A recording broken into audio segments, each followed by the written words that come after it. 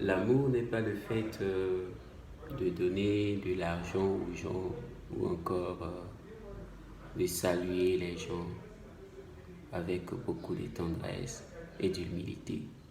Mais l'amour, c'est aussi éviter de faire le mal, de penser mal aux autres. Vous voyez?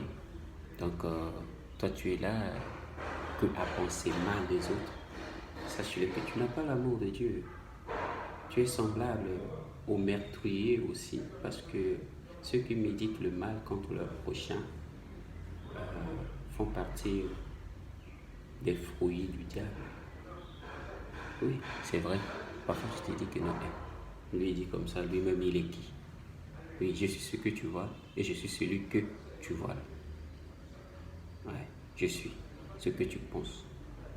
Mais sache-le, que la vie que tu mènes, de penser mal aux autres, de vexer les autres par tes paroles, par tes actes, tu payeras cher.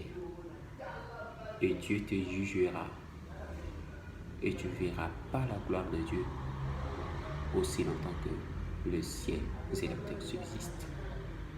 Dieu n'est pas un fils de l'homme pour mentir dans ses promesses, ni pour se repentir de ses dons lorsqu'il accorde.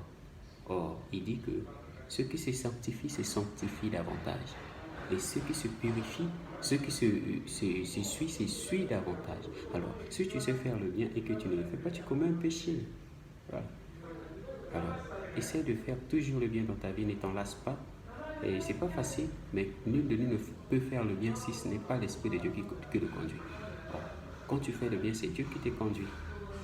Alors, sois toujours humble, fléchis tes genoux et implore toujours la miséricorde de l'Éternel. Puisque tu n'es pas capable en tout et pour tout. Tu es un être humain et tu es faillible. Ça, c'est une exclusivité de Dieu. Parce que c'est lui l'infaillible. Mais tout être humain, toute créature est faillible. Alors sois humble. Humble, hein? Je dis bien humble.